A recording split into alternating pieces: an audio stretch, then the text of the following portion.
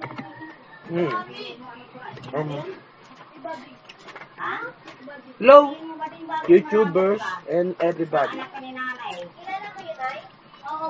This video, our topic now is why you don't want to use marijuana and other addicted drugs. Where is it?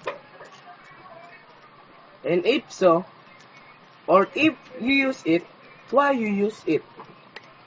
Comment it, what the reason and why you use it and why you don't use it.